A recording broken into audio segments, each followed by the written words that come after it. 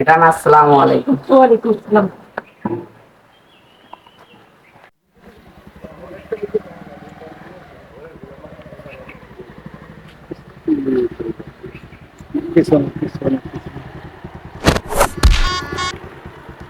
এই অসভ্য ছোট লোকের বাচ্চা, গাড়ি দেখে চালাতে পারিস না?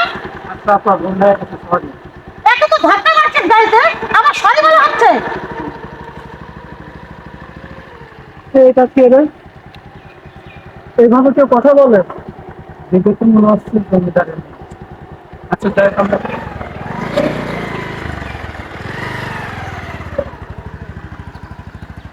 ওই নামো তো, চলো চলেন দেখি কোন দিকে।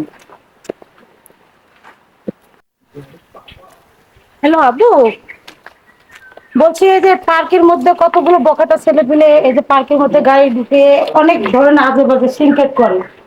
আচ্ছা তুমি এটাকে কিছু বলতে পারো না এদেরকে? না না, হ্যাঁ, আচ্ছা তুমি এক্ষুনি একটু আসো তো, কিছু বখাটা ছেলে পেলে অনেক ডিস্টার্ব করছে। আর অনেক মেয়েরা পার্কে আসে, ওদের সাথেও খুব খারাপ ব্যবহার করছে। তুমি একটু আসো, হ্যাঁ এক্ষুনি আসো। আচ্ছা, আচ্ছা ঠিক আছে। এই সেই মেয়েটা না?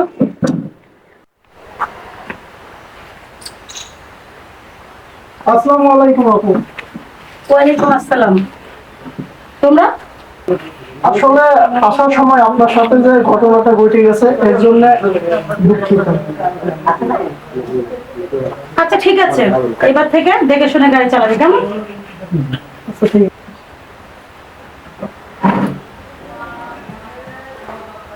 আচ্ছা তোমরা কি করো?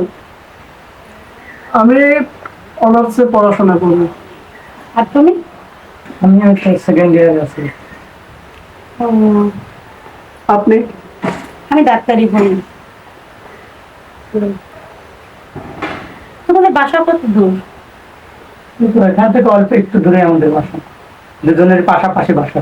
ও, আপনার? আমার বাসা। আচ্ছা একটা ঘর, তোমার নাম কি? আমার নাম আপন। আর তোমার নাম? আমার নাম মহিন। উম, স্যার আপু, আপনার নামটা? আমার নাম মৌসুমী।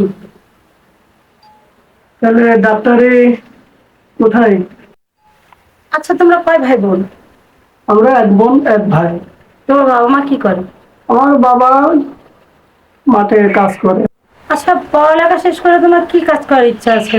আসলে আমি পড়ালেখা শেষ করে ভাবছি একটা ব্যবসা করব। আহ, আচ্ছা, আমার তো অনেক লেট হয়ে গেছে, আমাকে বাসায় ফিরতে হবে। তাই না? হ্যাঁ তাহলে আমি। তো অনেক কথাই তো হইলো, আপনার নাম্বারটা কি দিবেন? হ্যাঁ অবশ্যই, কেন না। আচ্ছা নাম্বার দিয়ে কি হবে? নাম্বারটা এই জন্যই চাচ্ছি, আপনারা তো বড় লোক মানুষ, দেখা গেল পড়াশোনার মধ্যে যদি কোনো কাজ টাজ করতে পারি, এই জন্য আর কি। আচ্ছা ঠিক আছে, কোনো প্রবলেম নেই, নিতে পারেন। আচ্ছা ঠিক আছে, নাম্বারটা বলুন। আপনি আপনার ফোনটা দেন, এটা হলো আমার কন্ট্যাক্ট নাম্বার। আচ্ছা ঠিক আছে, তাহলে আজকে ওঠা যান। আচ্ছা আসি, হ্যাঁ। আচ্ছা ঠিক আছে, ভালো থাকবেন। দোস্ত, মেয়েটা দেখতে শুনতেও খুব ভালো, মনে হচ্ছে অনেক বড় লোকের মেয়ে। দেখ যদি লাইন ঘাট করতে পারিস তাহলে ভালো হবে, লাইফটা সেটেল হবে। আমারও তো ভালো লাগছে, দেখি চেষ্টা করে। নাম্বারটা নিলে দেখে যদি পটানো যায় তাহলে ঠিক আছে, আমি চেষ্টা করবো না, তুই যেহেতু বললি। হ্যাঁ আচ্ছা ঠিক আছে দোস্ত, আজকেও তো আসলাম, দেখি সেই মেয়েটা আসে কিনা। অনেক আগের জায়গায় যাই, যে জায়গা কথা হয়েছিল ওই জায়গাটা দেখে অপেক্ষা করি আসে নাকি। আচ্ছা ঠিক আছে, ওই জায়গা যা বসি।